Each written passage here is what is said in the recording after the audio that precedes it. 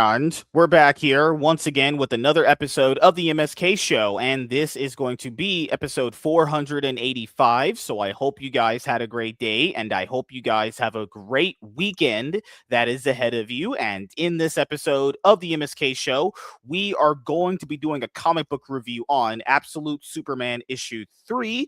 So we are currently making our way through Absolute Superman. This was a comic book series that I initially did the issue 1 review with Lapsed Comic Fan. But as you guys know, with my history with white men, they actually leave me quite consistently. No, all jokes aside, me and Lapsed Comic Fan are going to be doing a comic book review on Absolute Batman issue 13 coming up this Monday. Actually, I know you guys missed Lapsed, but don't worry.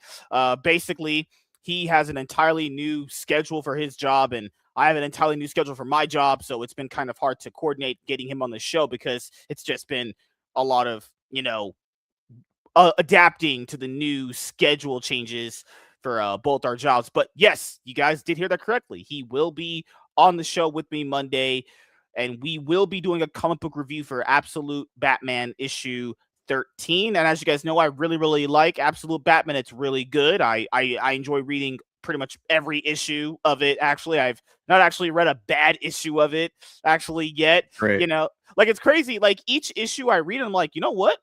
Even the worst issue is actually pretty good. I think the only truly bad issue you could maybe somewhat consider is I think it was issue 3 when they're doing all that setup with Arkham and all that other stuff. But even that wasn't even that bad. Absolute Batman's a fucking banger. I don't know what people are talking about when they're saying it's not good. If that's not good, then I really don't know what your standards are, honestly, because that's a freaking banger, actually. You know what? If you want to miss out on reading Absolute Batman, go ahead. I'm not even going to stop people. They're like, I'm not going to read it. It's not the regular Batman. It's actually not advertised as it was going to be the regular Batman. Actually, you can actually go and interact with the regular Batman right now. Actually, you can interact with the regular Batman in many omnibuses, trades, deluxe oversized hardcovers.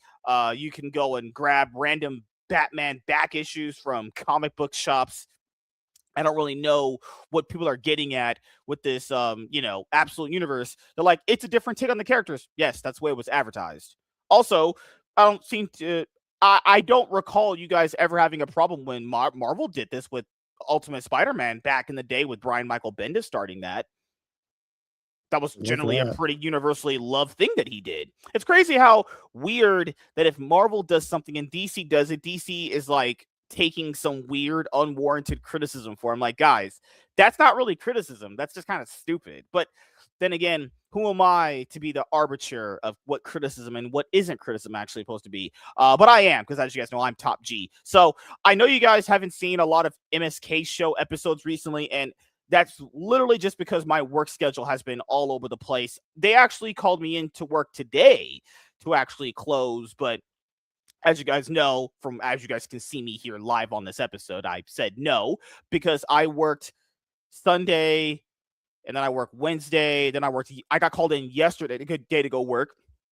And then I'm working Saturday anyway. So I'm working tomorrow anyway, but I just needed some time off because even with my crazy work schedule, I'm like, hey, I already made these commitments this week and I have to see them through because I want to get this stuff done. And, I have an episode number I kind of want to reach for the show because I think it was last year when we did the final episode for the show on New Year's. I remember it ended off on 397. I think that's what it was. It was 397 we ended off at. And then I did the numbers and I was like, well, if we did the same exact episode number count from last year to this year, we would be, so let me see, 397 plus 397. If I just had a goal number, I want to do almost 400 episodes like I did, we would be at episode 794 by the end of the year. Now, I'm not saying that's not possible to reach, but given how my recent job, adventure has been, reaching that's probably not going to happen.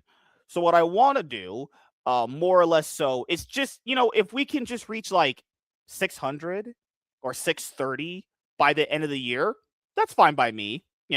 That would be the max goal that I would hit. Like if I did exactly the same amount of episodes that I did in 2025, 2024 going into 2025, and then 2025 going into 2026, and then so on and so forth. That's where I would end up at. But, I always got to, factor into my brain. This is a, marathon, not a sprint.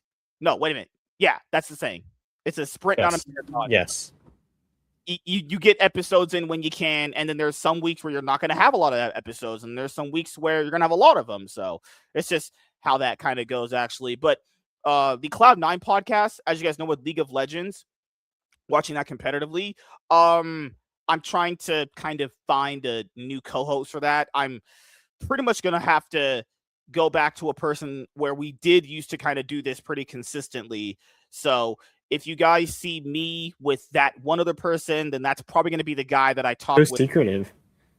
Well, people know who it is, but it's just, what's crazy is I like this guy. I do, but, sometimes it's one of those people you like to do shows with like every 2 weeks. You're like, having too much of you is not good, but you're not a bad person. It's like, but that's kind of what I think right now when it comes to like League of Legends. But I'm gonna try and find another co-host. I have one kind of in the running, but he's just kind of slow to message back on like when I log in to play League and stream it on here on the channel.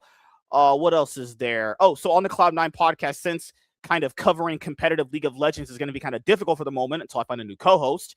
One that's more long term.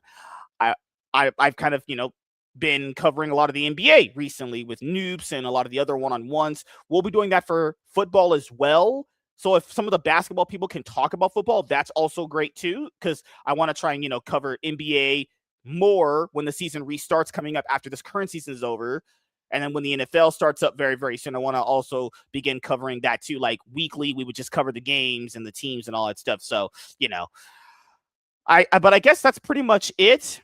I know I've been behind on putting out comic book related content because I've just been so far behind on just doing other things. But don't worry, guys. I have the tools to cope with whatever life's throwing at me. Am I still buying a lot of comic books? Well, checking out, I think I still am.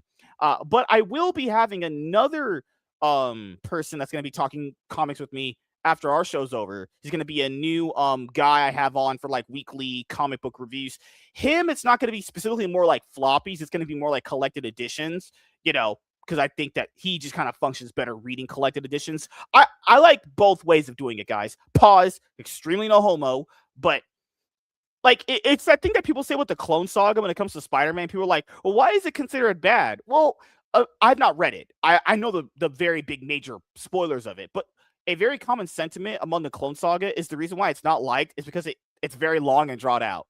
So think of like an anime or a TV show where you're watching something and it just feels like it's dragging on forever, and like the ending of it is just kind of never coming. Like people gotta factor in. Let's use this. So let's say Absolute Superman was like, I don't know, doing an arc where X thing eventually happens, but to get to that X arc, you start from like, I don't know, issue 11, and then it ends on like issue 50. Now imagine reading that monthly for years on end, only to get to a unsatisfying conclusion. Do you know how you would feel? You feel like, fuck, I just got bent over and fucked in the ass. That's kind of like what people feel. Like, people have to factor in, when you're consuming this stuff monthly, you have a different opinion on it. It's just how it is. Like, when you consume something more in a like an ongoing series in a more monthly or bi-weekly format, you're just going to think about the series differently. That's why when certain people read certain stories in collected edition format, that's why they have a different opinion on it versus someone who actually read it when the single issues were coming out. That's why I've always said some series are better read all at one go, and some series are better read as maybe like single issues, but it really just depends on how you are. But that's why certain controversial story arcs are not considered good. It's because, like, just imagine if you were having to read like One More Day as it came out as an ongoing. Wow. How you not hung yourself, I don't know how that's possible, but that just seems to be a thing in life now. But Dingus is here, and he's successful, rich, and good looking, just like me, right? Yeah, sure, totally. Oh God, All that stuff. What have you would genius? I've just finished up schoolwork, so I'm pretty happy about being free for the summer and being able to then start pursuing some creative things here and there that I'm looking forward to getting OnlyFans? into. Not that. Very low on the list, but never know, right? Every girl seems to do that with how they speak. They're like, I'm gonna do some creative endeavors. Is that gonna be included being a whore? We'll see how it goes. It's like, okay. Just wait and find out, and you'll find out on Dingus After Dark. What is that? Good You'll Lord. find out, everybody. What if I did an MSK After Dark where I just go through fucking You Mingle and Omegle girls, just asking them like, we listen and we don't judge. I did that one time privately. This girl told me some of the most retarded things I think I've ever heard in my entire life, and some of the most surprising things. And I was like, you know what? If I was live right now, I'd just be famous. I'd just be a freaking millionaire. But what do I know, guys? All right, so how do I start this off? Let's go and look at what came out this week for New Comic Book Wednesday, and then we'll check out what I don't even know what was coming on my out list this week for the following week. I know there's not a lot of collected editions coming out for DC in the next couple of weeks. They dropped Teen Titans by Jeff Johns, Compendium 1. Nice. They dropped the new DC's Finest. It was the Joker, the last haha. I know they dropped those. And I know they dropped the Batman by Chip Zdarsky omnibus. Like I said before to people, I'm not against buying it, but it's really a bad cover. Like I've been seeing a lot more pictures of it pop up, and I'm just like, I'm glad I just bought it as it came out, to be honest. I don't want that. Yeah, like if I were to ever buy it, it's not that I wouldn't want it or I would never read it. It's just like, yeah, I enjoyed his run. I just don't like the look of that cover. The Walt Simonson's direct market cover is the one where a lot of people thought that was going to be the main cover, but it's not. If you guys don't know this about omnibuses, like with single issues, when they have like different variants, omnibuses also have usually one other variant, right? And that one other variant, that's the better cover for Chip Zdarsky's Batman Omnibus Volume 1, is way better exponentially. Should be the main cover, but to get that, you would have to pay, imagine, like $40-$60 just to have a better cover for this omnibus. It's like, oh my God. And I know they're going to make another omnibus for Chip Zdarsky's run, probably just to cover the rest of it. Please, for the love of God, do not make something that ugly again. That is just disgusting. Like, that probably wouldn't even get sales just off the picture alone. Like, people got to factor in, first impressions matter. And if someone sees something like that, they're going to look at it and go, what the fuck is that? Like, no, like, I'm not even saying his run is bad. Even if you liked his stuff, like that, just comic books are judged as a visual medium. And if a cover looks like that shit, there's a good chance you just turn people off just from that alone. There's a good chance that a lot of people just go, wow, because why would you want that? Imagine showing that on a shelf. Okay, it might look better on its shelf if you're like in one of those gaming rooms where that's like a bunch of lights and stuff like that, and it's all like decked out. It might look better in that kind of format, but there's no way. If I were to buy that, it's like very low on the totem pole. I'd rather just get any other Omni for Batman that's coming out. I know they're producing the Batman Urban Legends omnibus. Wait a minute, Dingus! I found my folktale, MSK Urban Legend Tales. I don't want to just be known anymore. I want to be a legend. You know how like they have those Star Wars Legend omnibuses that come out? I want to be a legend. Yeah. That's be a legend. There you go. But all right, let me see what we have here. What has come out this week? Let me make I should make this, what's it on? 110? Yeah, 125 is good. Can you see this? Good? Yeah.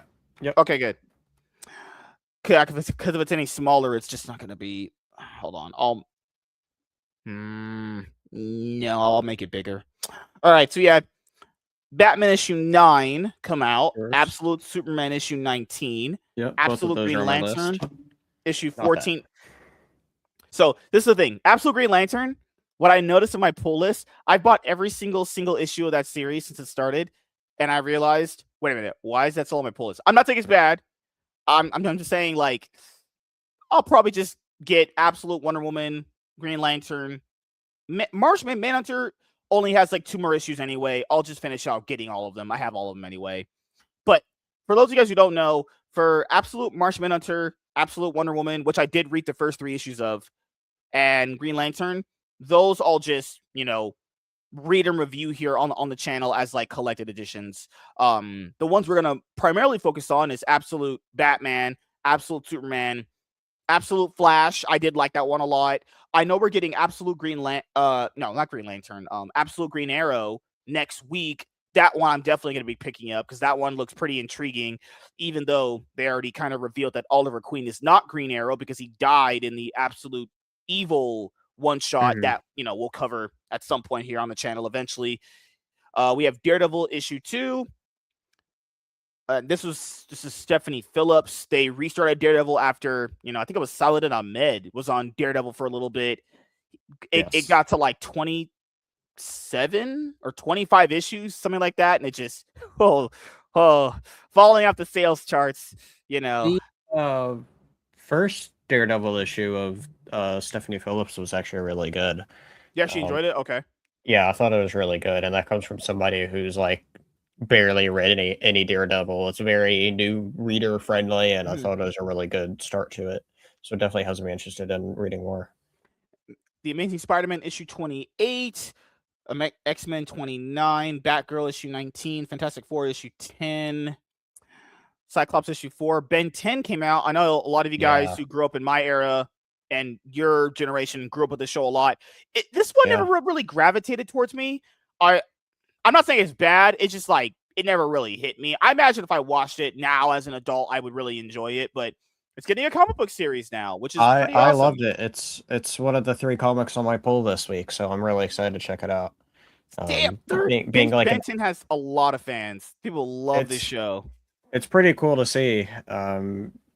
It's finally kind of getting back a little bit into the mainstream now, since having some relevancy now, which is cool. Because I know they did I would say a sequel series to the original where he's older. Did they do that, or is that not what I'm thinking about? Because I know they did. They did 3 main series. You have the original one where he's like a kid, and then they have the other one where he's like a teen or young adult, and then the one where he's an actual young adult. And so there's three of them, and then they did not just 1 but 2 reboots of it. So wait, talk about animated format or live action movie animated. or TV? Yeah, all animated. All animated. Okay, so there's 3 animated series, and the same guy who voiced the kid, does he voice Ben in all the other adaptations too? That I don't know. I never delved too much into the reboots. I mean, I watched some of the first reboot, and I like that for a little bit, but that was like the tail end of my time with it. Okay, but you would recommend people watch the actual Ben 10 animated series, right? Shout out to Tubi for having a bunch of cool cartoons on there, because fuck Warner Bros. For remember they announced that though. You remember a few years back it was announced that most of HBO Max's stuff is going to be on Tubi as far as like the DC stuff. Yeah, I know people were surprised. Like they'd already announced that like a few years ago. It was like after it was at the end of 2023, remember? They announced that all that stuff was going to be on there. Like, okay, cool. So why have HBO Max? When I can just go watch it on Tubi then? It's like, exactly. Yeah, right. Yeah. But we finally have been getting that stuff, and one of the shows that's on there is the original Ben 10 series. None of the others yet, like none of the sequels or reboots or anything like that. Just the original right now. And so I've actually recently been I watched the first season, and I'm like early on to the second season. I don't watch too much, but that's something I've been watching like recently. Yeah, to revisit. As you become an adult, I realize if I'm ever gonna dedicate time to watching TV anymore, it's got to be like I can only do an episode a day.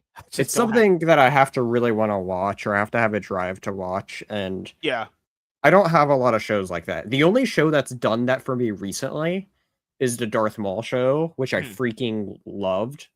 And like it's one of the best things Disney Plus has put out, like across everything. It was amazing.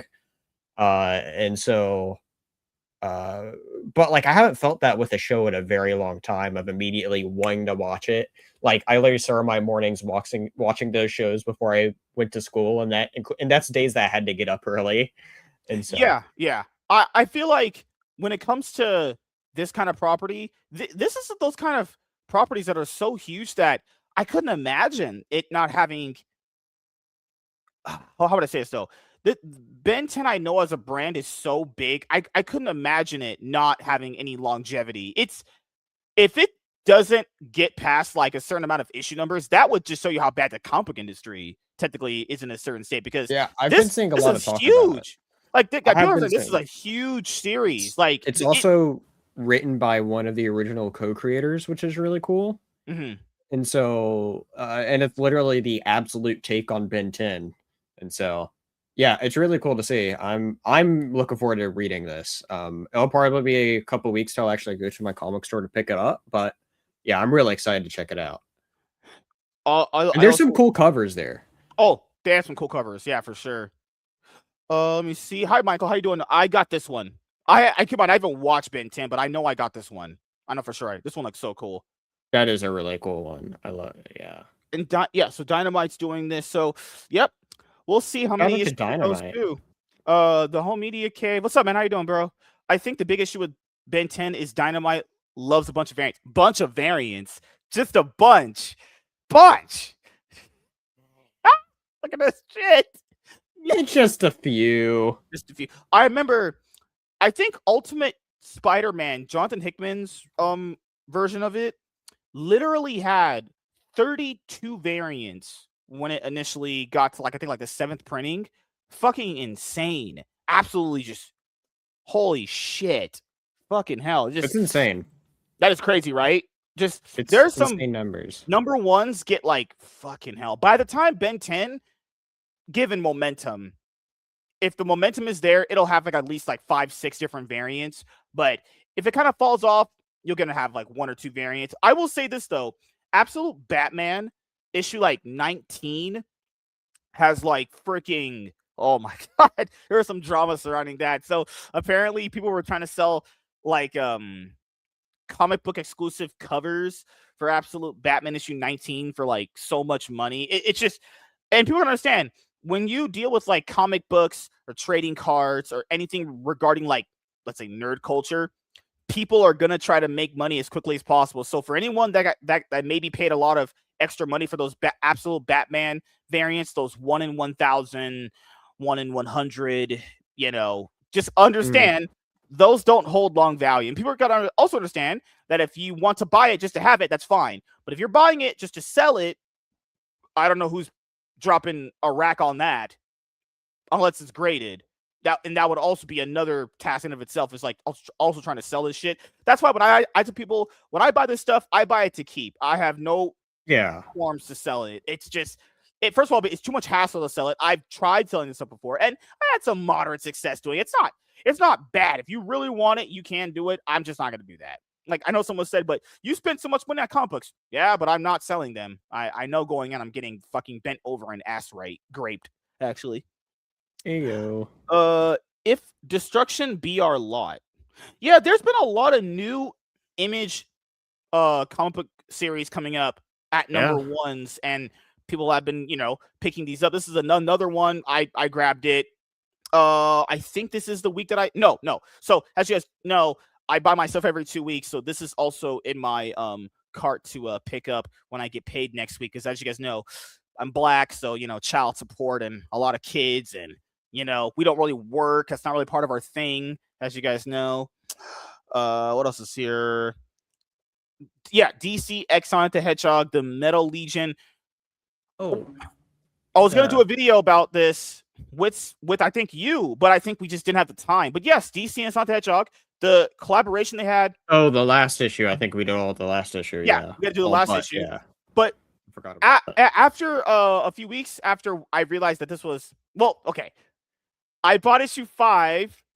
For some reason, that week when it came out, I didn't see it, so I bought it late. So I have it. It's somewhere in here. So we're gonna finish reviewing that series, and then obviously this one got announced. a few months ago, I remember you threw the news at me, and I was like, we should probably do a video on this. And then we'll kind of find out it's too late now because it just came out. But yeah, the DC Sonic the Hedgehog collab is, well, I really enjoyed it. Minus some issues I had with it, but otherwise it was fine. So I can't wait to finish out the last issue with the crossover. And the crossover they had was pretty successful. I saw some of the toys at like, Target and Walmart. So it was pretty successful, actually. Tales of the Green Lantern Corps, Guy Gardner #1. I forgot. That's in my pool as well. What did you buy that for? You bought it for the big rod? Gotta have Guy Gardner action. I'm interested in a couple of things. I don't know if you're I don't know if I'm gonna end up getting, but scroll back up for a moment. There's the She Spawn issue 1 that I'm interested in. You mean my wife? The She Spawn? Good lord. Woo! And then also the I actually just read the new Indie Universe special since I picked it up for comic book day. That was actually really good. I noticed Indie Universe is killing it. Anybody out there that's not reading any of the Energon Universe stuff, go check it out. Please do. Yes. I noticed it on my final order cutoff. Lunar order was like, you got... Oh, God. Look at all them damn variant covers. Jesus, mother of God. Fall of the House of Slaughter. That sounds like another horror. That's like a legit horror movie. Yeah. What else is premise? As the House of Slaughter's ailing old dragon enters his final day. Well, I'm already. That sounds really gay. Gary, I'm good. All right. You got to hook me with like 3 words. All I heard was buttholes and something. All right. This was a series based off like playing poker. Oh, it is? Oh, okay. I have heard of Something Is Killing the Children. Okay, so this is good. I have heard, like, so Royals, this one came out like last month. I was kind of hooked on the premise of this. This one was twin brothers Paul and Castor have crafted the perfect poker hustle using their uncanny telepathic connection, but they have finally met their match when they risk it all against the leader of the Bloody Cox. Why? Oh, it sold me now. You just sold say no me. more. Yeah. I'll take 3 copies, please. The most ruthless criminal syndicate in Seoul. Eisner Award-winning writer Derek Kirk, Kim, The Last Mermaid, same difference, and rising star artist Jacob Perez, Tales of the Teenage Mutant Ninja Turtles, invite you to the shadow back alleys of Seoul, South Korea, for a thrilling, mind-bending crime caper unlike any other. It actually sounds pretty cool. This is pretty cool. I might put it on my list. I don't know yet. I mean, issue 2 just dropped, but I'll see. There's a lot of good stuff coming out right now, I think. I'm just not like, I know a little bit about playing poker. I don't know if like playing poker would have you have the base requirement of reading the story, because if they're doing some mind-bending poker shit, I don't even know what the fuck they're doing. I'm going to go, listen, it's not like you're going to be watching Casino Royale. Oh. I'm just saying though, like imagine reading panel by panel and they're going like placing this card and doing this thing. You're like, what? Oh God.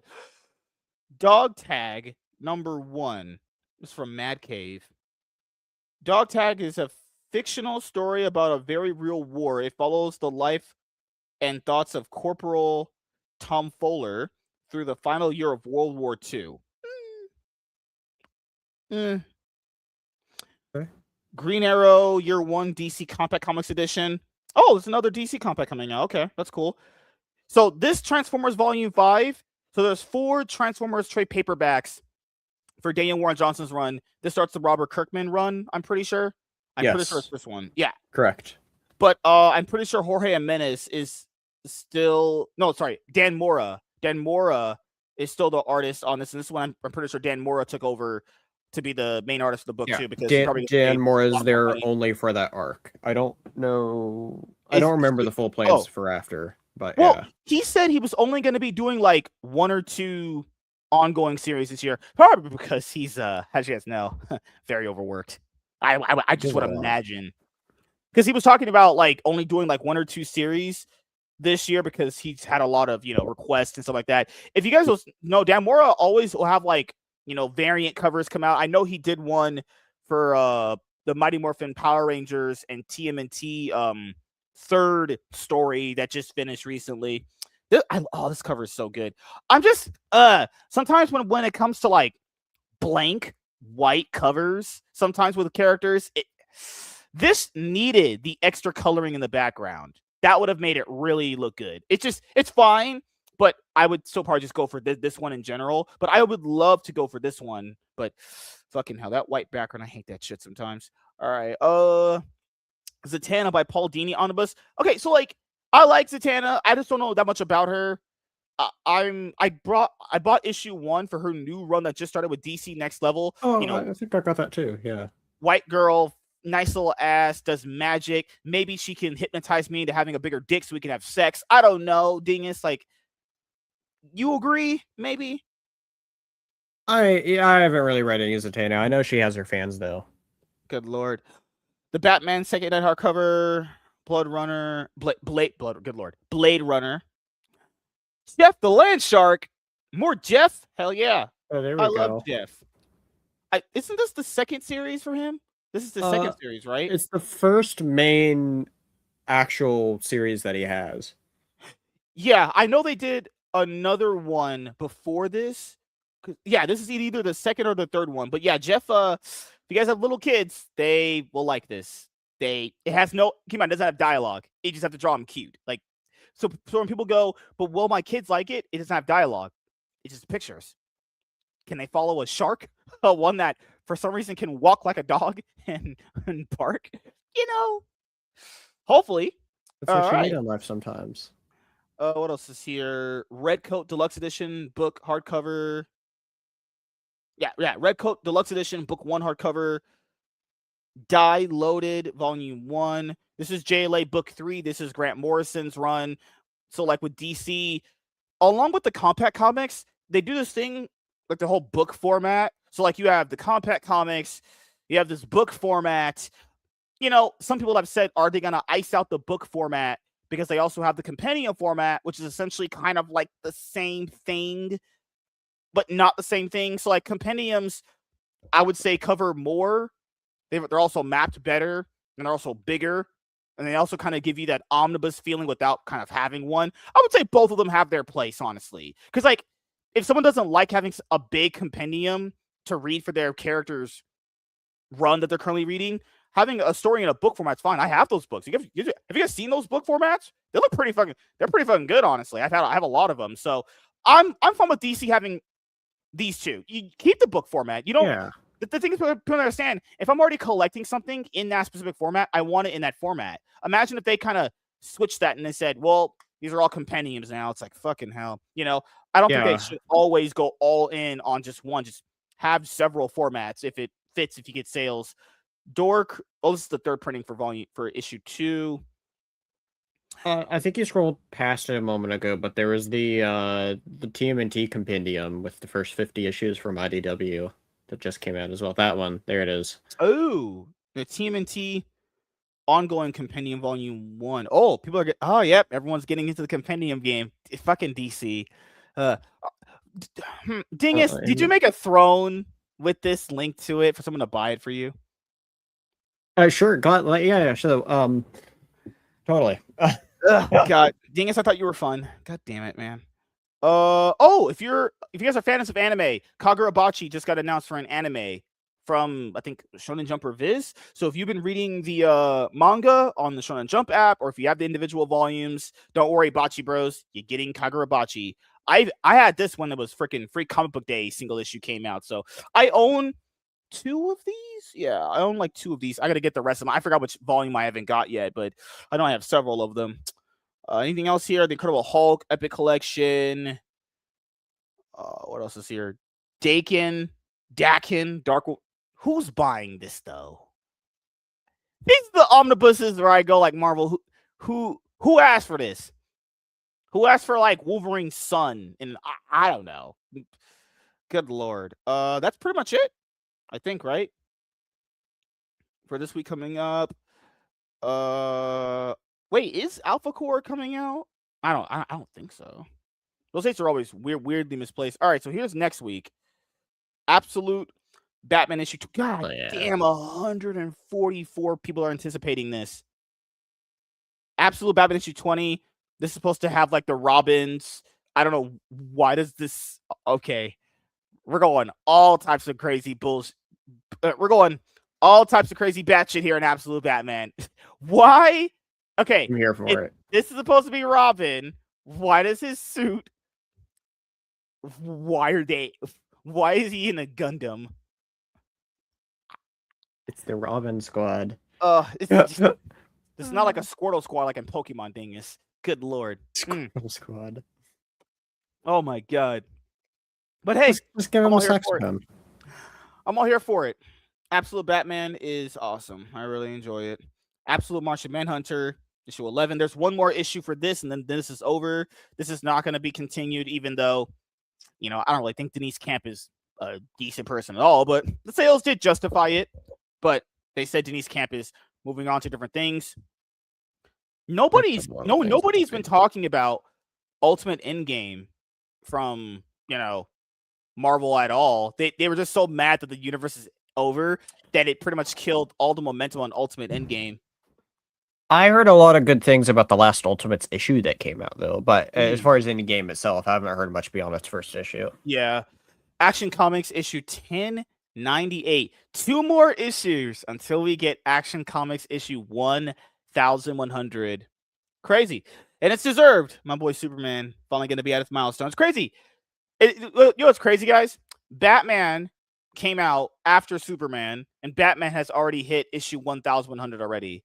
Crazy. Superman should be the guy to hit that milestone first, but nope.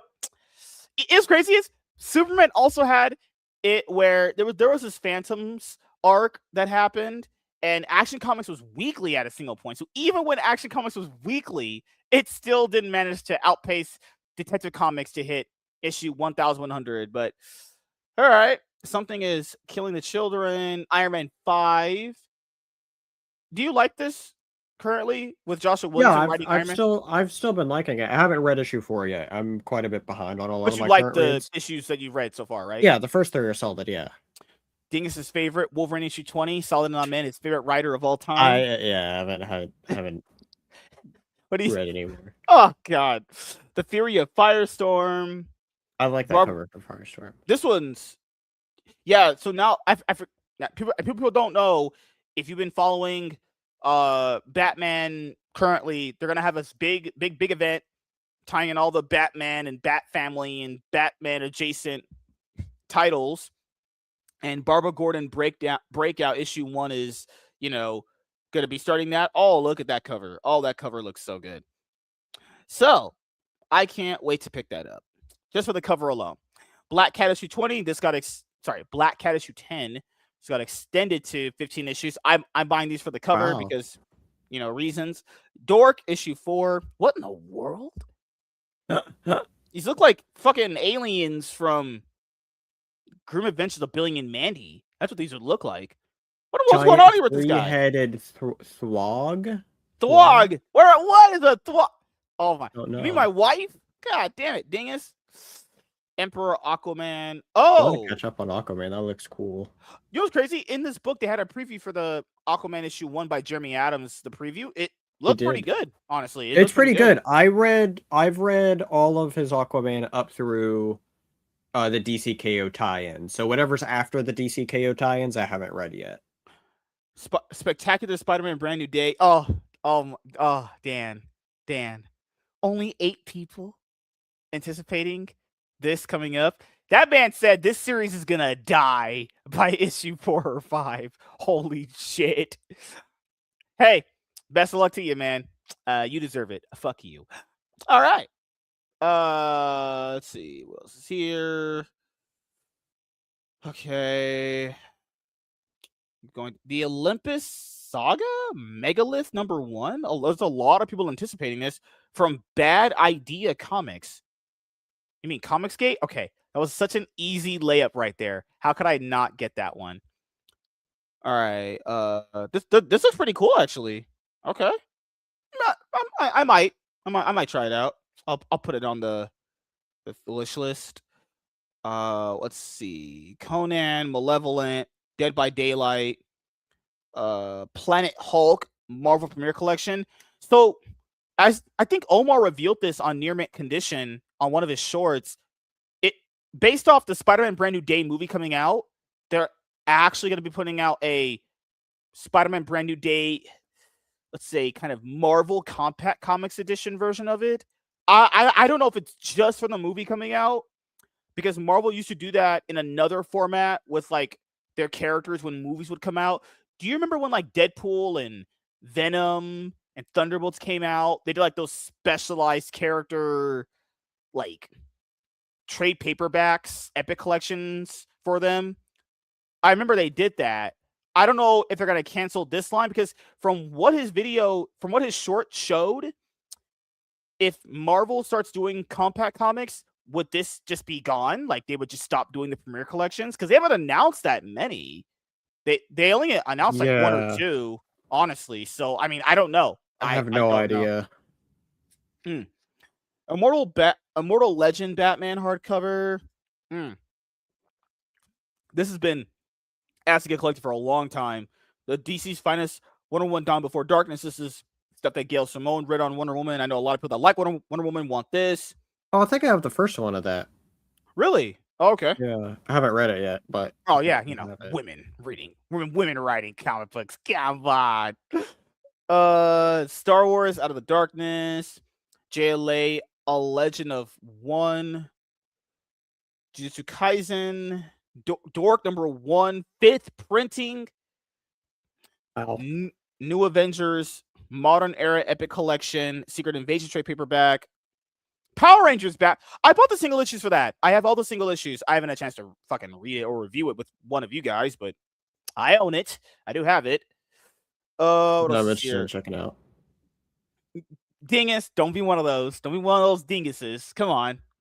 Be. Oh God. Fireborn issue 1. Exciting comics. Yeah. No. Wait a minute. Oh.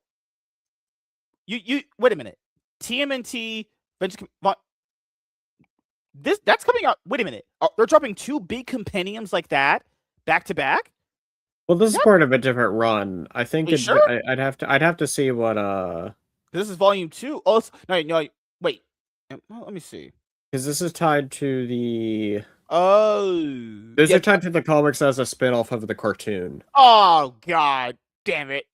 So much turtles. How much can you do with turtles made in a freaking lab? Oh God. A lot. They're pretty big. Oh gosh. Anything else here? No, just a bunch of reprints. All right, I'm gonna do one more week, not in the singles, because that's not gonna matter until almost the end of the month. I want to know what is coming out as far as like collected editions. So, Gotham Central, DC Compact Comics. This already has an omnibus, and it's already been printed in trade. Yeah, I mean, what's crazy is even if I own the story in hardcover or omnibus, I usually sometimes will always buy a compact comic format now, because I know there's going to be people that have it compact comic because it's just cheaper. So, Zorro, I know there's people that want this a lot. I'm not a Zorro guy, but I know that has people wanting it. What else is here? Now they're just teasing me. Give me my fucking DC. Give me my Golden Age Batman freaking omnibus already, which is coming out very, very soon, which I'm pre-ordering. I'm buying that ASAP. That is just bought ASAP. I've been waiting for this omnibus for a long time. Demon Lives. I love that story with Ra's al Ghul. Sign me up. We're pre-ordering it because we're not broken black here. Right, Dingus? Yes. Okay. No? I thought you're both supposed to be like, yeah, bro. Oh my God. Yeah. Freaking heck. Oh God. What? Blind bag. Oh my God. Dynamite. Jesus Christ. Why are they doing a blind bag variant for Ben 10 2 weeks after issue 1 launches? Dynamite. Okay. Crazy story here. You do the blind bags on issue 1 when issue 1 drops. Why would someone like what? Wait a minute. Yeah, blind bag variant. What are you doing? Whatever. Doesn't matter. I don't know about that. Okay. All right. Dead Samurai issue 7. Spider-Man 94, The Return. Yeah, so I bought all the single issues for Spider-Man the animated series because it was one of the very first animated series I watched as a kid. And Marvel does a lot of shit that pisses me off a lot. And by a lot, I mean everything almost, actually. But when they announced they were going to do a Spider-Man the Animated Series continuation in comic book format with J.M. DeMatteis writing it, 5 issues, I think, I was going to buy every single one of them regardless anyway. You already had me hooked at the idea and premise. I hope Peter got to marry Jane toward the end of the series. And if he doesn't, I swear to God, if I read that and he doesn't get her at the end of the series, I'm lighting up Twitter on fire. I've waited for this conclusion for so long in my life. Please, Marvel, do the right thing and put them back together at the end of the series. Can't happen in comic book format because they hate them in actual comic book format as far as like the main online series. But Jan DeMatteis, please tell me you put them back together. Dude, at one point in this, how did Peter not know he was banging a water clone? What was he sticking his dick into? Back. Just point it out, you know. Sergeant Rock, not my thing. Marvel Zombies. Wait a minute. Wait, we're reading the same thing, right? Okay, no. Okay, no, you're good. I thought I saw the same facsimile Batman issue. Thunderbolts, Dark Reign, Omnibus, One Punch Man Volume 33, another printing of Absolute Blackest Night. No, guys, it's not Section 8. It's not a black neighborhood. Wait a minute. They're going to put out, there's already a Blackest Night Omnibus, which I should get, actually. Nate has it in his, background. It looks really, really fucking cool. But they're already going to do Blackest Night in the 3rd Green Lantern compendium from that era with Jeff Johns and I think, fucking hell, Ivan Reyes, who did the art who's the main artist for that, actually. It's just odd that they're going to be doing an Absolute Blackest Night when we're going to have the 3rd Green Lantern compendium coming up anyway. But whatever, it's fine. I don't know the timing of when those come out, but I know DC does a lot of stuff with Gunslinger Spawn. Do you like Gunslinger Spawn? I liked it for a bit. I stopped picking up all the Spawn stuff other than the first one, but it's boring. Not that interesting. I like it, but then at the same time, when they jumped up the prices, because they were just $3, so it made it more appealing. And then when they jumped it up, I was just like, I need to cut a few things off, so that's what I ended up cutting out. I liked it though. For a while, Gunslinger was actually my favorite, and then I gave it and then it started dipping for me, and then like where I left off, it wasn't great in my opinion. I hope it got better from then, because I think there was a period of time where Gunslinger was the best series that was going on of all the Spawn stuff. All right. Are they doing the Blackest Night compendium, or are they skipping and moving on to the next story arc? So I was watching. Okay, so I know there's Omar and Dom. So I was watching Dom's review of it on Near Mint Condition, and he had said they're going to be doing Blackest Night. I'm pretty sure I could be wrong. From what I remember when I was watching that video, he had said they were going to be doing Blackest Night as the 3rd compendium, or that would cover all of that, along with the Green Lantern tie-ins to all the other tie-ins that happened during that period of DC's time too. That's from what I remember. Keep in mind, that video came out like 3-4 months ago when the second one came out, because people were asking like, how are you going to map this? Because people don't know, those omnibuses are notoriously, from what I know, badly mapped with all that stuff. So that's from what I heard. I could be wrong. I mean, I hope they map it all in order. I mean, the goal of those compendiums were to map them all to, like, from what I know, the reason why they were like a lot of the Green Lantern fans requested they map those compendiums like that is because the omnibuses are not mapped very well, and the goal of these compendiums were to be mapped correctly in order. Because before these new compendiums came out, DC tried doing like, that book format that we talked about. DC did that with the Jeff Johns and creepy van driver fat fuck Comicsgate piece of shit loser Ethan Van fat fuck. They did a book format about that. And the book format also is badly mapped. So the omnibuses are badly mapped, and the book format was badly mapped. So so people were like, okay, we'll just do a compendium-wise. So the book format got to like, 4 books.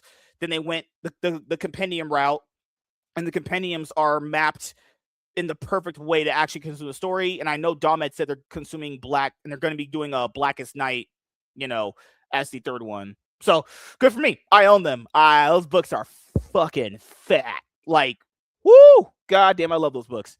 They're fucking big. I love companions. You guys don't see I have a lot of them on my shelf. Well, that's not my only shelf. People factor in, is that all you own? No. I'm cleaning my house currently, so my other shelf over here would have most of my stuff, and that's not even most of what I own. I own quite a bit of shit. I should actually get a library. Just don't look too closely at what's in the bags behind him. That would be big for sure. I have the Omni, so yeah. You know, you have the Omni, so you know the problem they have with them. And keep in mind, I'm not saying the story's bad. I know a good amount of the story. I like it quite a bit, you know. So, but for me, I have really bad OCD, and if it doesn't fall in order, then my brain just starts frying. Gargoyles 30th Anniversary Volume 2. Nice. Teen Titans Bronze Age Omnibus. Dang it, we got the Wizard of Oz trade paperback. We know you're buying it. Hunter x Hunter 3-in-1 edition, Volume 6. What else? There's a book they just passed that I've checked out Red the first Sonja? couple of. No, go Gooning back up covers? No, go up one. Lilo and There's a book called Otter Squad right there. What? No, wait. What? Are you a 5-year-old kid? Awesome. Oh this is awesome Lord. Stuff right there. His kids would read this. Yeah. You need to check out Otter Squad. It's pretty great. Oh God, fuck me. All right, that's pretty much it. I don't think there's anything else big coming out as far as collected editions. What are we getting? DC's Finest Dead Man, Void Rivals Deluxe Edition Book 2. This is covering issues 6 through 11, if I'm not mistaken. DC's Finest Supergirl, Batman Urban Legends Omnibus, Green Arrow by Jeff Lemire and Andrea Sorrento, Deluxe Edition. Oh, look at that. What would it take for me to be a urban legend, dingus? I'm not familiar with this run that much. Me neither. I just like the name. Okay. Oh, God. Oh, what else is here? No, that's pretty much it. Oh, we have Sonic the Hedgehog, the IDW collection, hardcover. These look really cool. These are beautiful books to have. Oh my God, these are so fucking awesome. Why isn't Shadow on one of these? Shadow's not on one of these so far. Dingus, you don't know about Sonic. You're missing out, Dingus. Come on. Don't watch Sonic X. I've not read any of these. For the love of God, do not watch Sonic X. That is. Go watch Sonic X? Okay, hold on. Let me see where it's streaming. Let me go see where it's streaming. No, definitely not. Yeah, you're gonna get some crappy 4Kids dog shit, actually. Oh, look, it's on Tubi. Oh, now. The pinnacle of great content that is on that platform, right, guys? Right. Just like Shark Side of the Moon. If you don't know what that is, go look it up. Dude, come on. Why? Why would you not enjoy the peak cinema that is fucking Shark Side of the Moon or Five-Headed Shark Attack? Actually, but no. What other collected editions or ongoing series are you currently checking out? Because I know you're doing the Energon Universe with Warren. You know, he left me. He left my established company to go to your small startup business. Yeah. We actually just caught up on all the volumes that's out. That was available on Global Comics. Because with my review format, I like to have the comic showing on screen if possible. And so we have it. We finished catching up on everything that's there. But other than that, I'm just trying to have so many piles of stuff right beside me here that I'm trying to go through. I got a pile of stuff. Last what was it? Last weekend was Free Comic Book Day, so this is most of the stuff I got from Holy Free Comic mother Book of Day. Jesus! Actually, I lied. This is most of the stuff from Free Comic Book Day. That means you're a black man. That you just lied. God damn it, dingus. I have got. There's a few other things that I got that's on this pile because I already checked it out, but I have so many things. The reason I caught so many is because my comic book store does a deal where any new book is $1 each. So I go through and whatever, is on the wall that catches my eye. Like any issue 1, I'll check out, and so I have a lot of issue 1s that I wouldn't have checked out otherwise if it wasn't just for $1. And so. Yeah. Oh, what I've also noticed is that some comic book shops have those like really overpriced omnibuses that a lot of people have been asking for. I would say I don't have this benefit. Sadly, I don't from where I live. But if you have a comic book shop and or you have maybe like one of those, like you have thrift books in some places or like those other places that sell like the omnibuses like secondhand. I'm gonna say right now, if you want one of these Uncanny X-Men or these other hard to find omnibuses for a while, these comic shops probably have it. And they'll probably just sell it to you MSRP. They've probably been sitting on it for a while. They'll probably just fucking hand you that shit, honestly. That's what I would recommend doing. I'm not saying they're gonna sell it. I'm not even saying they have it. I'm just saying that'd be your next best bet, actually. Oh, there was another guy. Oh, you know what will be really interesting for the show? Going over Reddit posts for comic books. God. This guy bought something that was considered a nick and dent. That wasn't a nick and dent. That looked like I was just saying, when you buy nick and dent stuff, you kind of gamble. Let's just say that. It could be a dent, just a little like small smidge on the cover, or it could be a giant fat cum stain on it. Ew. All right. But yeah, that's pretty much it. Before we get to the comic book review, guys, I know Mandalorian and Grogu is the next biggest movie coming out. I'll be honest with you guys. I said it in many shows before. I'll just kind of reiterate it here. I don't think it's going to do well financially, box office wise. People are like, but you haven't seen the movie yet, so you can't judge. I'm not judging the movie's quality. Also, this weird line of thinking where, like, even after the movie comes out, people are just going to retroactively just like it. It's like that's a subjective thing. Everyone's going to have their own opinion about what it is to them, whether it's good or bad. But this thing that I just don't think the movie's going to do well box office wise. I think it's going to do like, what's the number I gave it? I think $350 million. I think it'll do $400 million by the time it's done with this box office run. But then again, Disney, it's not like the other studios where they drop a movie after like was it 2 to 3 weeks and that's streaming. Usually it stays in theaters longer, so that's the reason why I'm giving it that little bit of a bump, because Disney's not been like the other studios where they've dropped a movie out of the theaters when it doesn't hit their perceived number. Actually, Disney's people give studios crap for putting things on digital too quick, and Disney's actually really good, even with their giant box office bombs, of not having them out on digital right away. That's actually the one thing they do good. I give them credit for that. They actually still somewhat kind of still do the traditional, not the super traditional model, like 90 days, but their movies will usually be in theaters for like 2 months. I would say like almost 2 months actually, because it's usually it's now 45 days. Yeah, the minimum now was 40 because back then it was 90. Holy fuck, that was different. Now it's 45 days, so that's a month and 3 weeks, and then it goes to streaming. So yeah, I mean, I will give Disney that. That's a W. You can have that. They've been very good at that.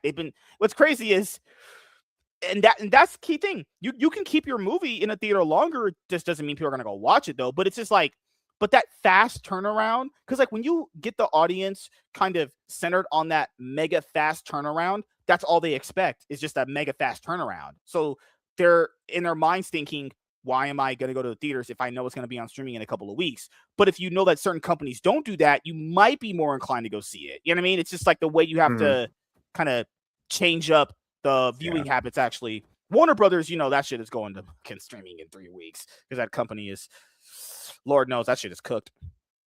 I am looking forward to the Mando movie a good bit, though. I find it unfortunate that it doesn't. I think the problem with it is that just the general audience doesn't care for it. You're always going to have your Star Wars fans going to watch it, but like almost every non-Star Wars fan just like doesn't really have any interest in it, just because like. And keep in mind, if the movie's good enough, they'll go.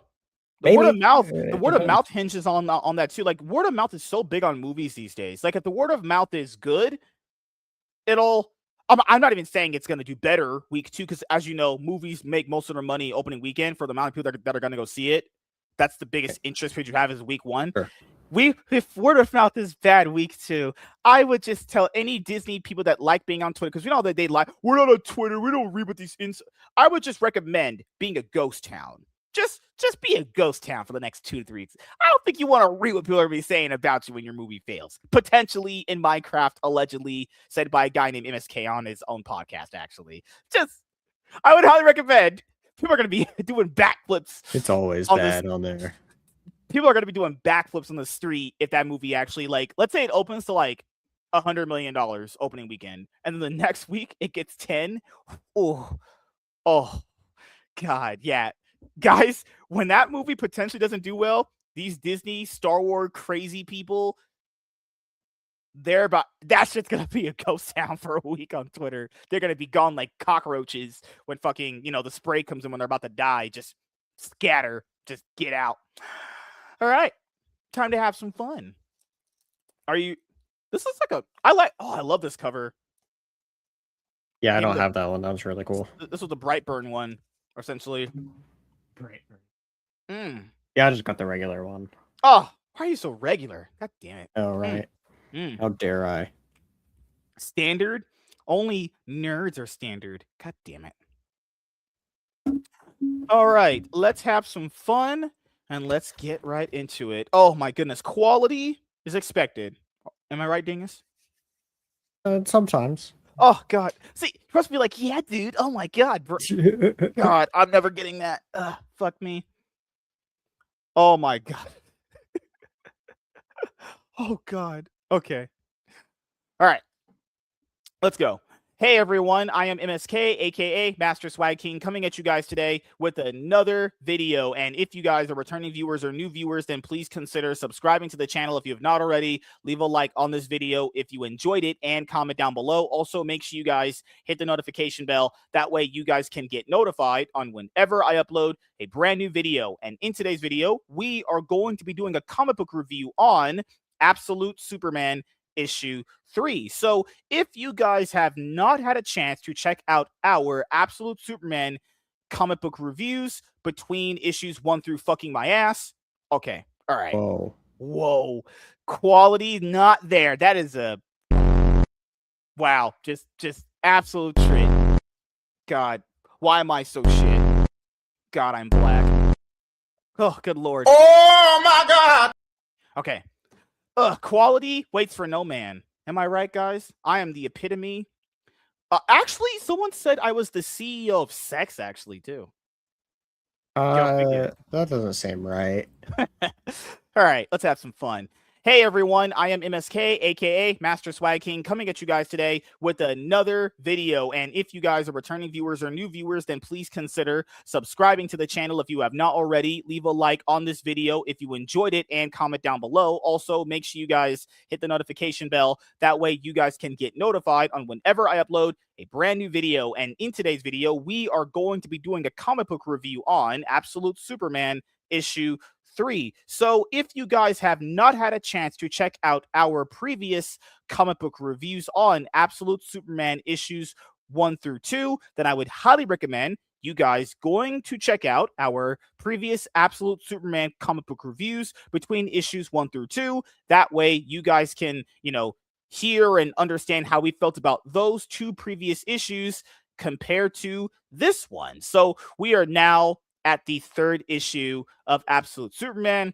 I reviewed the 1st issue with Lapsed Comic Fan, and as every white guy does, he leaves me, and then I reviewed Absolute Superman issue 2 with Dingus Den, and then now we are reviewing issue 3 together. Also, I know I normally don't do this, during these kind of videos, because I just assume you guys would do this anyway if you truly like that person, or if you liked what they provided during the video. I always will have that person's, social media stuff linked in the description box below. So whenever you've seen me do a comic book review with Professor Savage Dad, or when Warren was here, I did it with him. I also do it with, anyone that's on here.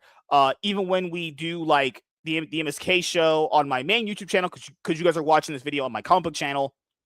Any time you want to check out the people that are with me in the videos, always check the links in the description box below to subscribe to their YouTube channels if they have them, or follow them on Twitter if they have that, or any other social media that you want to go check them out on. So I know a lot of you guys like this series, and this series, I'm growing to like it. It's weird, I will say, because Jason Aaron has this way of writing these issues that I've read so far in this sort of like militaristic sci-fi-ish way, and dialogue can be either very boring or pretty intriguing when it comes to like genres like this, right? And I feel like the dialogue is really not that bad, honestly. I actually, it took some time getting used to, after the first issue. But I'll ask you, what have you thought about this series so far with these 3 issues? I like it. It explores a side of Superman for the most part. Well, it's interesting, right? Like it jumps back and forth between the modern day and what happened in the past on Krypton. And I really have enjoyed the different takes of both aspects of the story with it so far. And so there hasn't been anything from the Absolute Universe I've disliked yet. Okay. Yeah, I remember when me and Laps reviewed issue 1, I felt like it was just not good. But I feel like the setup was there. I feel like issues 2 and 3 have really improved my opinion on the series so far. I think the dialogue was way better in issue 2.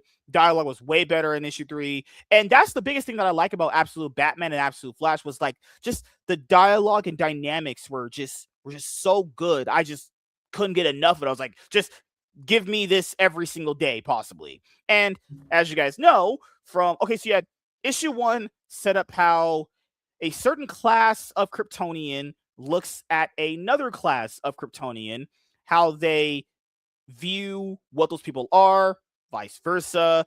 This big planet is going through, I would say, a sense of turmoil. If you read issue 1 and then going now to issue 3, obviously, you go from the perceived perception of what the planet is like from the angle of both of his actual parents, not the adopted parents he is, known for, obviously.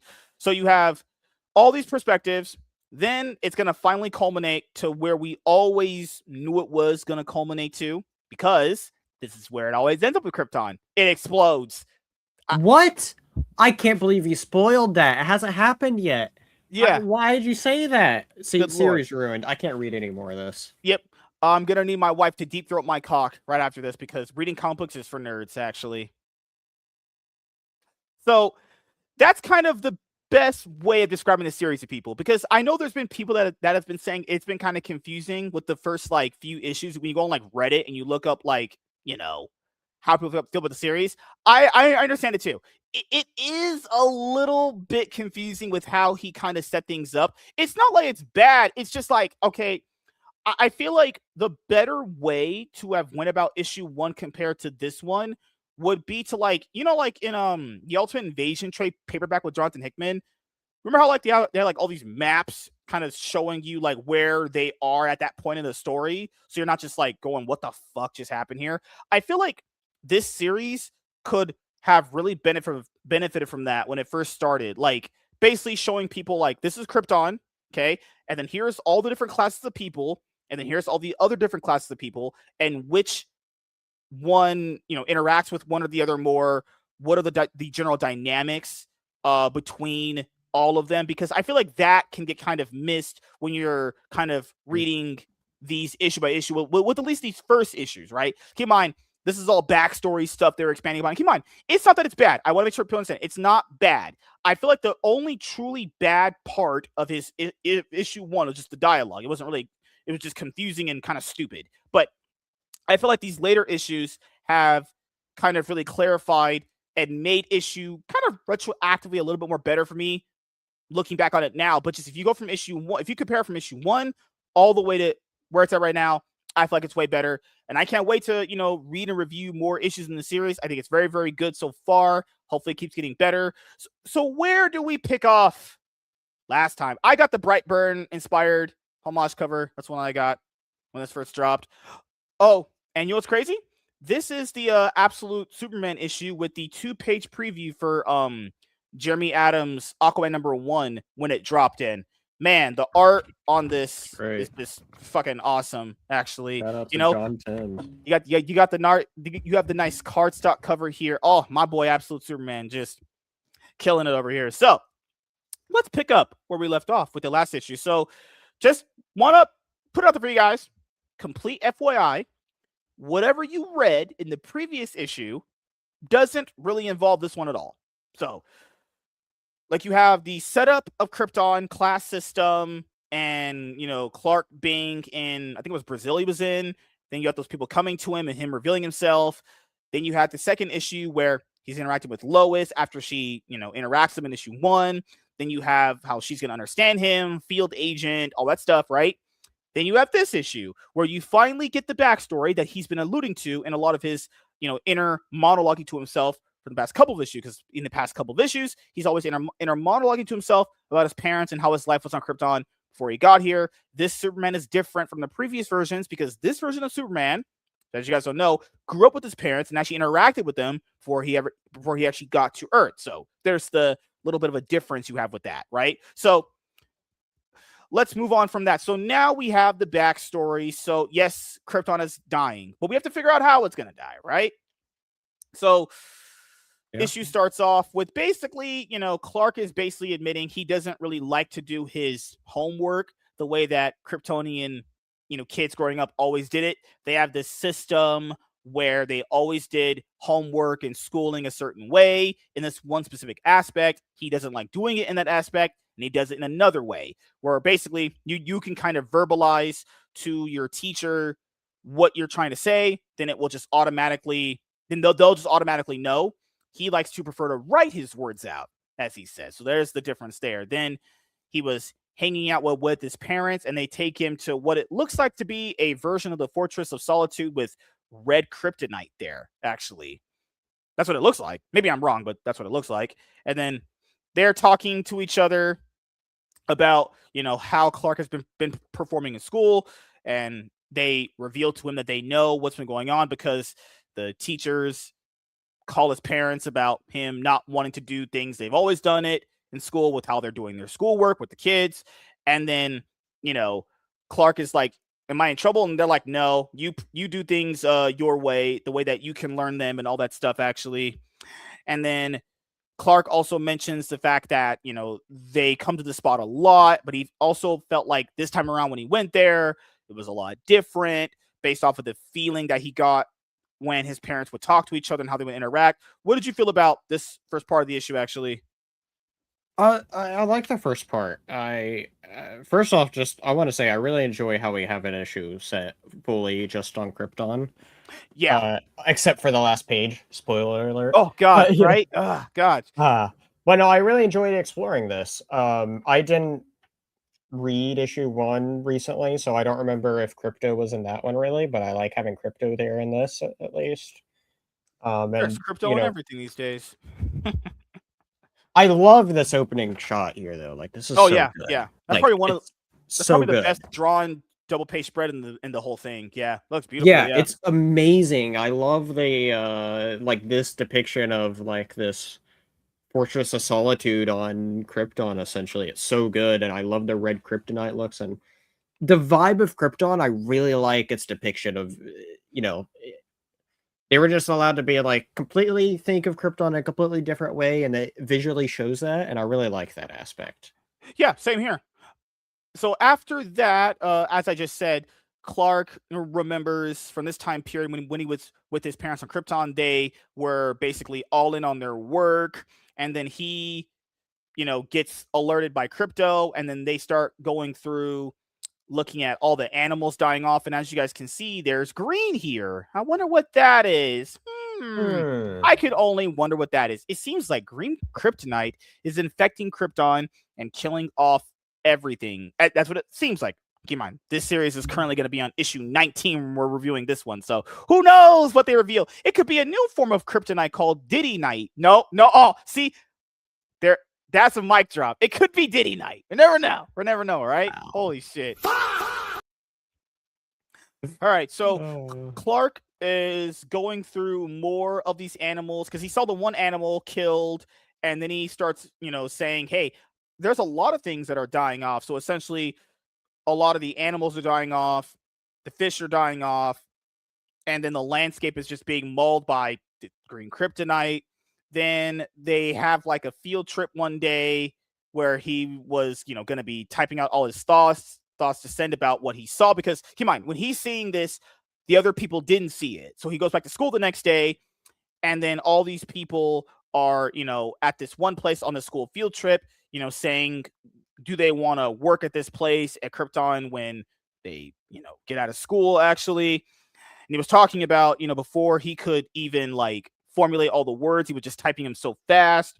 And then after that, what was I say? Oh my God. Clark's dad gets apprehended by some of the people that he wanted to talk to because, Clark's dad was mentioning that he wanted to go and speak with the council, the scientists actually. He wanted to go speak with them to let them know what's been going on. And he gets captured, and then Clark tries to help and obviously doesn't do anything, right? And then Clark goes, well, I'm going to go to my mom because, his dad got essentially taken in by the authorities.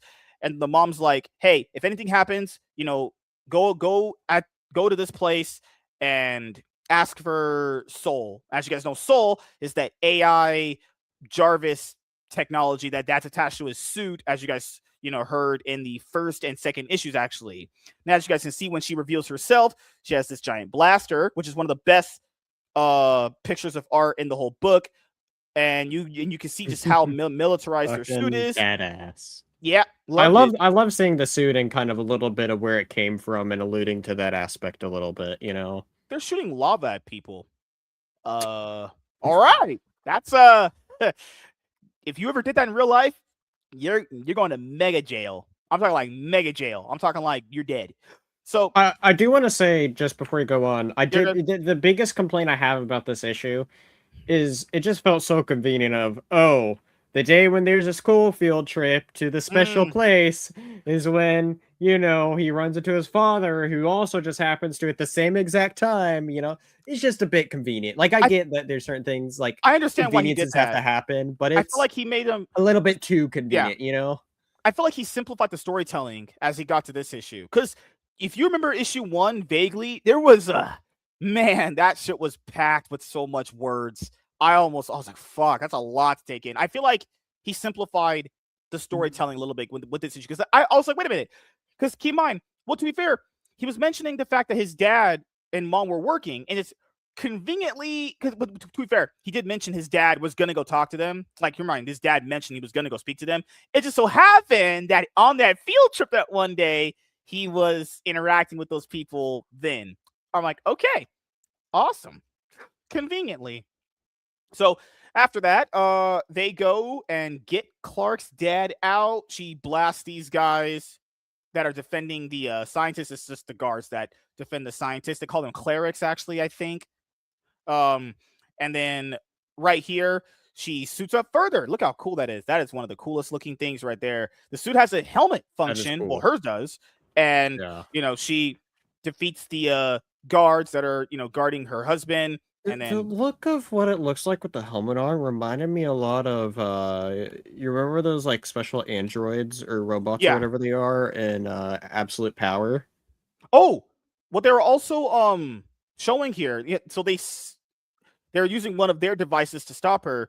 The cape can form a shield around them. This is one of the coolest Superman outfits ever. This shit can form a cape that just forms a shield around you. So it's really cool. I've seen some really cool things with it. You know what I just remember too is these soldiers. They remind me. They look a lot like Ice. I'm just kidding, guys. Sorry. Wow. Prometheus. They look like Prometheus a bit. Oh God. See, Dingus, you're sending me for these bangers. Good Lord. So. Clark asked for the login code to find out what's been going on, because as you guys know from issue 1, with all this setup, the higher up people, as they call them, the upper leaders or whatever, because the naming of these upper class people is so just not memorable. But goddamn, Jason Aaron, fucking hell. So Clark has been trying to figure out why a certain class of upper people have been distancing themselves from the lower class people. and he gets the guards' code information, logs in, and finds out that, as you guys he's right here, Krypton is dying. There you go. Yep, Krypton's dying. He figures it out, but also his parents knew that, and the parents reveal that the upper class people that they've had issues with since like issue 1 and even before he was alive, they were going to they've been working on and handling all their resources to basically only get the upper class people out, right? But then his dad also ended up making a ship to get all of the people that are in their vicinity out too. So you basically had the situation where the upper class people weren't interacting with the lower class people, then taking all the resources from them so they can only make stuff for them, like ships essentially to escape, because Clark found out that they knew that the planet was dying. And as you guys know, when your planet's going to die, it's pretty much assumed that every man's for themselves, or every woman is for themselves, actually, right? And sure, totally. And then I think the mom says, our cousins, our neighbors, as many Kryptonians as we can hold. I only wish the ship was big enough for the whole planet, which obviously is not possible. But the Science League wouldn't even see you, Jor. It figures they don't want to know what. Yeah. So the Science League is, definitely not trying to interact with them. And keep in mind, he didn't interact with the Science League in this issue. The guards blocked him, actually. So there's one other thing that happens in the later issues, and this other place that they were talking about earlier in the story called Luminaranium, actually, and the story was all over there. And then now, toward the end of the story, the final panel, the dad reveals they're going to be heading to Kandor, actually. So they've been talking about Kandor quite a bit in the first several issues, actually. So now we're going to be going there. And then after that, we get this, flash forward to present day of one would assume to be Ma, who's eventually going to be part, I imagine, Ma Kent, because she has I imagine that's just Ma Kent or Martha right there. Basically the doctors say she's withering away day after day, and she never stops asking for her son. Because come on, guys, he's kept himself away a long time from issue 1 compared to where we're at right now. Have we tried contacting the next of kin? That's the thing. She doesn't have any. And then, it might be, yes, it's her. So she calls him Angel. Where did you go? According to her record, she never had any children. So yeah, that's obviously Martha. So yeah, then it ends. Last Dust of Krypton. So no, overall, so far, I had my issues with issue 1, but issues 2 and 3 have been very, very good. And then you get that nice little 2-page preview. Thank you, DC, for charging me an extra $1. Thank you for charging me the extra $1. And 2 pages. Damn, DC. Don't break the bank. God damn. 2 pages. I can get freaking better sex from a hooker in 2 minutes than 2-page previews. God damn. But yeah, what are your final thoughts and opinions on Absolute Superman issue 3? Yeah, it was a solid issue. I like being able to explore this new version of Krypton. I always enjoy the stories that are set on Krypton, and so one of the things that I personally really liked about this first arc in Absolute Superman is actually being able to explore that aspect of it. And just having the whole sort of issue dedicated to it and seeing how different this version of Krypton is, and having some really cool visuals with the planet. It's just this pretty solid issue. Just that further sets up more things to where it's all going. And so I like seeing how the Superman lore with it is all twisted in this absolute part. Yeah, overall, I like the issue. Solid. It felt like it was paced reasonably well. That's my biggest issue with issue 1. It was paced like a fucking slog to get through. But issue 2 and 3 have been paced very good. I've enjoyed issues 2 and 3. And I hope as we read and review more issues in the series, it gets even better and better. So yeah, thank you guys for checking out this video. If you guys are returning viewers or new viewers, then please consider subscribing to the channel if you have not already. Leave a like on this video if you enjoyed it, and comment down below. Also, make sure you guys hit the notification bell. That way you guys can get notified on whenever I upload a brand new video. I'm MSK, aka Master Swagging, and we're going to be signing out, guys. See you guys later. Goodbye. Peace. All right. And as we wrap this up here, did you have anything you would like to let the audience know before we head out? Yeah, absolutely. Yesterday and today I dropped a couple of interview videos that I did, where I talked to both Mike Barron and Pat Broderick about their creator book Bronze Star. Couple of comic pros there, and so we got to talk about their Kickstarter that's going on right now that they have like just over a week left. I got to meet Pat about a month and a half ago at a con near me, and he brought on Mike, and yeah, we did a couple videos. So make sure you go check both of those out. Would really appreciate those getting more love as I'm uh, wanting to get in more creator interviews and stuff like that. And so make sure you check that out. I also have tomorrow, me and Warren reviewed one of the best ever comics that either of us have ever read, and it was both of our first times reading it. A story called WE3 or We3. I don't know how you're actually meant to say it, but it's a DC Vertigo story that is absolutely amazing, written by Grant Morrison, art by Frank Quietly, and it's amazing. It was an amazing story. So if you want to listen to us gush over about an absolutely amazing story for an hour, check that video dropping tomorrow. And then the day after tomorrow on Sunday is Mother's Day, and I should be having out the Batman: The Long Halloween Mother's Day comic dub, where me and friends, we get around and read through the comic. And yeah, it's just like a raw recording where you see the comic and all of us as we voice it. So it's always it's fun. It's always a fun time doing that. And so and that's edited as well. So you will see the pristine version of it. Hell yeah. So, a lot of fun stuff. Go check it out. Yeah, hopefully everyone has a great Mother's Day the next time we see you. Oh my god, guys, keep hitting my fucking new PC. Freaking thing is tempered glass. I can't be hitting that thing with my chair. As you guys know, big things come in small packages, as you guys know. So, wait a minute. That doesn't apply to me. Small things, whatever. Doesn't matter. God, doesn't matter, everyone. Quality waits for no man. But yeah, as you guys know, 2 more episodes of the MSK Show coming up later today. I have a one-on-one coming up with Home Cave Media. You guys saw in the chat in a little bit here. And I have the show with Nate coming up at 8:30 p.m. PST. Obviously, I love comic books and reading them, but, going to try and get more reviews. And I'm going to try and pump out all the content that we've done on the show on my comic book channel as well. Just going to try and get a lot of the stuff done currently. I've also been, uploading the episodes of the MSK Show to, Spotify and, all the podcast platforms, actually. I know people are like, what happened to the Cloud9 Podcast episodes on your show? Well, I split them because on Spotify for creators, before you could only hold like one account, but now they split it. So I essentially created a separate Spotify for creators, show under the main account for the esports and sports podcast that I have. And then there's just one for the MSK Show.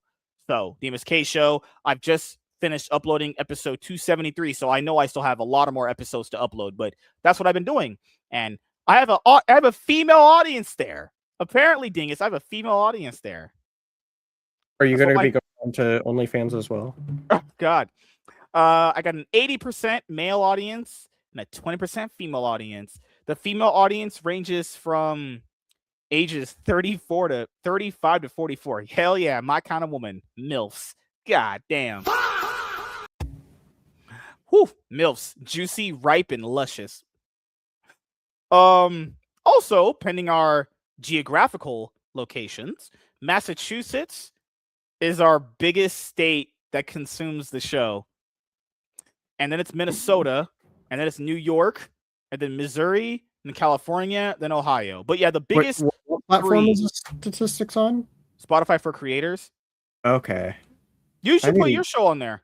I need to. I haven't tried it in a couple of years because I got really frustrated with it because the setup wasn't working as it should. It's way more simplified now. It's so easy.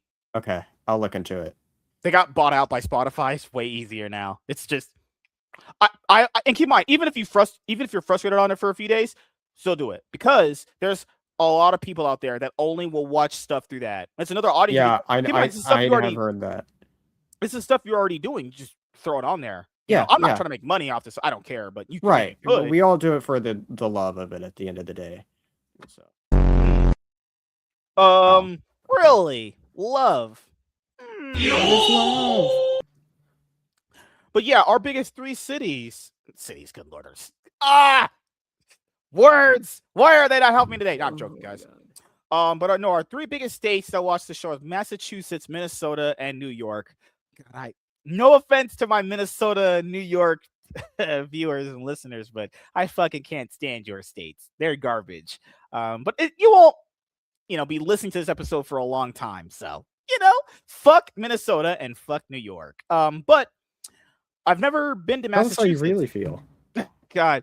Yeah, the biggest plot. Yeah, they keep saying web browser. So are people just clicking on the show when they're at home and just listening to it through a web browser? I don't know how that works, though. When it says web browser, it's like, because you have Pandora, Audible, Spotify, web browser, Google Podcasts, and then just other. And then they say devices. So yeah, apparently a lot of people are just watching the show on their Windows, Mac, and Android. So either on PC or on their iMacs at work. Where are you guys working at? You guys are just listening to the show on your iMac at work. Okay. It's fine. I just would like to know, when they're saying web browser, can you clarify what the fuck that even means? I know what a browser is. I'm just saying, like, what do you think it means, Dingus? Do you think they're watching porn when they're listening to my show? No, that's how they make it very quick. I would think that just means like your regular Chrome or Edge, just I'd imagine, right? Yeah. Listening on on any sort of PC, not necessarily a mobile device there. Yeah, because it's actually split. They actually have it as apps and devices. Yeah. So it probably just mean like if we were doing something like if you put one on right now, you wouldn't have your phone plugged up. It would open in a browser first. Yeah, exactly. Yeah. Yeah. Okay, that's probably what it means. So I think it's that is what it's talking about. All right. So yeah. Maybe people listen to you while they work. Who knows? Oh, crazy. Quality. Listening to quality as they work. Yeah, people are just literally just putting on podcasts and just listening to them as they just work. But that's good, as you guys know, because I aim to produce the most quality podcast that is out there. What else am I gonna say? No, that's pretty much it. Yeah, thank you guys for checking out this episode of the MSK Show. If you are watching the MSK Show on today, May 8th, 2026, we're gonna have 2 more episodes coming up, because I know I've been lacking on putting out more episodes in this show recently. But don't worry, guys, quality waits for no man. So we'll see you guys.